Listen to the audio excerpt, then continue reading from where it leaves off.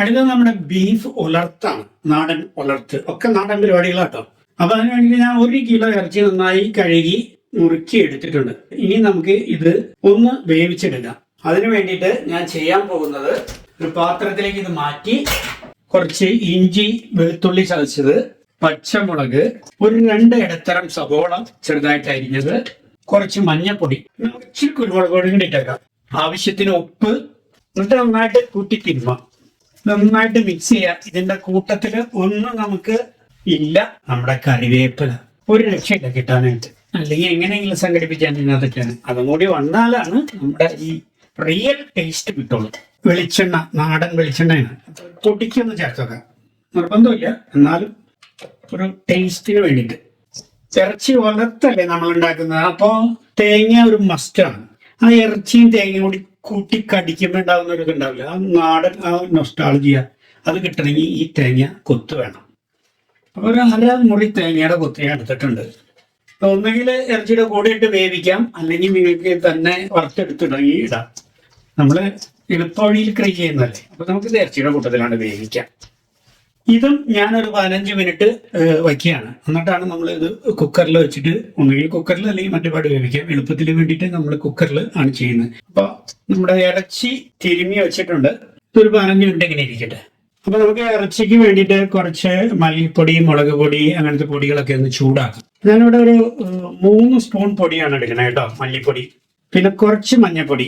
ഇറച്ചിയിൽ നമ്മൾ മഞ്ഞൾ ഇട്ടിട്ടുണ്ട് നേരത്തെ, അതുകൊണ്ട് ഒരു സ്വല്പം. പിന്നെ കാശ്മീർ മുളക് പൊടിയാണ്, എരിവ് കുറവായിരിക്കും. അപ്പൊ ഞാൻ അതും ഒരു 1.5 സ്പൂൺ. ഇനി കുറച്ച് ഗരം മസാല. ഇത് നന്നായിട്ട് ഇളക്കുക, ചൂടാക്കുക. അപ്പൊ നമ്മുടെ ഇതേ പൊടി ആയിട്ടുണ്ട് കേട്ടോ. ഇത് നമ്മൾ വറുത്ത് ഇങ്ങനെ എടുക്കുമ്പോൾ ഒരു നല്ലൊരു ടേസ്റ്റ് ആയിരിക്കും, വെറുതെ പച്ചയ്ക്ക് ഇടുന്നതിനും ഭേദം. നമ്മളിത് വറുത്ത് നമ്മളൊരു പാത്രത്തിലേക്ക് മാറ്റി മിക്സിയിൽ, ഇപ്പൊ നമ്മൾ ഇറച്ചി കുക്കറിൽ വേവിക്കുമ്പോൾ കുറച്ച് ഗ്രേവി ഉണ്ടാവും അതിനകത്ത്, എങ്ങനെ പോയാലും എത്ര പിഴിഞ്ഞിട്ടാലും. അപ്പൊ അതെടുത്തിട്ട് നമ്മൾ ഇതിനകത്തേക്ക് ഒഴിച്ച് മിക്സിയിൽ ഒരു 2 അടി അടിച്ച് കഴിഞ്ഞാൽ അത് നന്നായിട്ട് പൊടിഞ്ഞ് കിട്ടുകയും ചെയ്യും. ഒന്ന് തണുക്കാൻ വേണ്ടിയിട്ട് ഈ പാത്രത്തിലേക്ക് മാറ്റി വയ്ക്കുകയാണ് കേട്ടോ. ഇറച്ചി നമുക്ക് തിരുമ്മി വെച്ചിട്ടുണ്ടല്ലോ, ആ ഇറച്ചി എടുത്തിട്ട് നമുക്ക് കുക്കറിൽ ഉണ്ടാക്കാം. നമ്മുടെ ഇറച്ചിയും തേങ്ങയും കുക്കറിലായിട്ടുണ്ട്.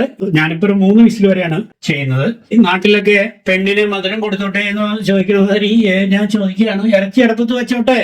അപ്പൊ നമ്മൾ തിരുമ്മി വെച്ച ഇറച്ചി അടുപ്പിൽ വെച്ചിട്ടുണ്ട്. നമ്മുടെ ഇറച്ചിയുടെ വിസില് 3 അടി അടിച്ചു കഴിഞ്ഞു. ഇപ്പൊ ഞാനത് ഇറക്കി വയ്ക്കുകയാണ്. ഞാനതിപ്പം വെളിച്ചെണ്ണ ഒഴിച്ചിട്ടുണ്ട് ചട്ടിയിൽ. ഇനി നമ്മൾ ഇറച്ചി വെള്ളത്തിലുള്ള പരിപാടികൾ തുടങ്ങിയാണ്. കുറച്ച് ഇഞ്ചി വെളുത്തുള്ളി ചതച്ചത് ഒന്ന് വഴറ്റിയെടുക്കുക. അടുപ്പ് വെപ്പും വ്ലോഗ്. സവോള അരിഞ്ഞത്, ഒരു 2 സവോള അരിഞ്ഞത് ഞാൻ ഇതിനകത്തേക്ക് ഇടാണ്. അടുപ്പ് വെപ്പും വ്ലോഗ്. വേപ്പില ഇല്ലാത്തത് നമുക്കൊരു തീരാനഷ്ടം തന്നെയാണ്. എന്താ ചെയ്യാ, നമുക്ക് വേപ്പില ഇല്ലെങ്കിലും കറി വെച്ചല്ലേ പറ്റൂ. കുറച്ച് പച്ചമുളക് കൂടി അതിനകത്തേക്ക് ഇടാണ്.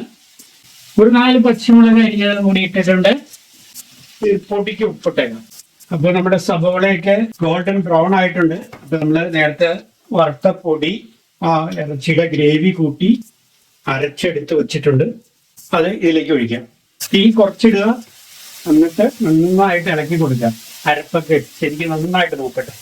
അപ്പൊ ആ അരപ്പൊക്കെ നന്നായി വെന്ത് എണ്ണ തെളിഞ്ഞു വന്നു തുടങ്ങി. നാടൻ തെങ്കലിന്റെ വിനാഗിരി അല്പം ഒഴിക്കും. അരപ്പ് വെന്ത് നല്ല കട്ടിയായിട്ടുണ്ട്. ഇനി അതിനകത്തേക്ക് നമ്മുടെ ഇറച്ചി വേവിച്ച് വെച്ചിരിക്കുന്നത് ഇടാം. അടുപ്പ് വെപ്പും വ്ലോഗ്. അങ്ങനെ ഇറച്ചി ഒരുവിധം ഡ്രൈ ആയി തുടങ്ങിയിട്ടുണ്ട്. ഇനിയും നന്നായിട്ട് ഡ്രൈ ചെയ്യണമെങ്കിൽ കുറച്ചു നേരം കൂടി ഇങ്ങനെ ഇളക്കി വെച്ചുകൊണ്ടിരിക്കുക. ചെറിയ തീയിലിട്ട് പതുക്കെ പതുക്കെ ഇളക്കി കൊടുത്തോണ്ടിരുന്ന് കഴിഞ്ഞിട്ടുണ്ടെങ്കിൽ നന്നായിട്ട് ഡ്രൈ ആയിട്ട് കിട്ടും, നല്ല ഉടത്തായിട്ട് കിട്ടും. ഇപ്പൊ തന്നെ ഒരു വിധം നന്നായിട്ടുണ്ട്. ഇതിൽ കൂടുതൽ വേണ്ടവർ ഇനിയും കുറച്ചു നേരം കൂടി വെച്ചോണ്ടിരിക്കുക. അപ്പൊ നമ്മുടെ ബീഫ് ഒലർത്ത്, നാടൻ ഒലർത്ത് നല്ല ഭംഗിയായിട്ട് വന്നിട്ടുണ്ട്. ദേ നോക്കിയേ, നല്ല രസമുണ്ട് കാണാൻ അല്ലേ? അതേപോലെ തിന്നാനും നല്ല രസമുണ്ട്. പിന്നെ ഈ യൂറോപ്യൻസ് ഒരുപാട് മസാലകൾ ചേർക്കാറില്ല. അവര് അതിൻ്റെതായ ടേസ്റ്റ് കിട്ടാൻ വേണ്ടിയിട്ട് ആ സാധനം തന്നെയാണ് ഉണ്ടാക്കുന്നത്. പക്ഷെ നമ്മുടെ മസാല ചേർക്കുന്നത് അതൊരു ടേസ്റ്റ് തന്നെയാണ്. എന്നാലും അധികം ആവാതിരുന്നാൽ ഇറച്ചിയുടെ ആ നല്ലൊരു ടേസ്റ്റ് നമുക്ക് കിട്ടും. ഇതിപ്പോ ഭംഗിയായിട്ട് വന്നിട്ടുണ്ട്. അധികം മസാല ചേർത്തിട്ടില്ല, എന്ന ആവശ്യത്തിന് ചേർത്തിട്ടുമുണ്ട്. അപ്പൊ ഇത് ഒന്ന് ട്രൈ ചെയ്ത് നോക്ക്, നിങ്ങൾക്ക് തീർച്ചയായിട്ടും ഇഷ്ടപ്പെടും. വലിയ കുക്കിംഗ് ഒന്നും അല്ല ഇത്, വളരെ ഈസി മെത്തേഡിലുള്ള കുക്കിംഗ് ആണ്. നമുക്ക് എപ്പോഴും റെസിപ്പി ഒക്കെ നോക്കി വലിയ കുക്കിംഗ് ഒന്നും ചെയ്യാൻ സമയം ഉണ്ടാവില്ല. നമുക്ക് സമയത്തിന്റെ ഒക്കെ പരിമിതി ഉള്ളതുകൊണ്ട് വളരെ ചെറിയ രീതിയിൽ ഇങ്ങനെയും കുക്ക് ചെയ്യാം. ഓക്കെ, അപ്പൊ നമുക്കിതൊരു സെർവിംഗ് പ്ലേറ്റിലേക്ക് മാറ്റാം. അപ്പൊ നമ്മുടെ നാടൻ ഇറച്ചി വറുത്ത് റെഡി. അടുപ്പ് വെപ്പും വ്ലോഗ്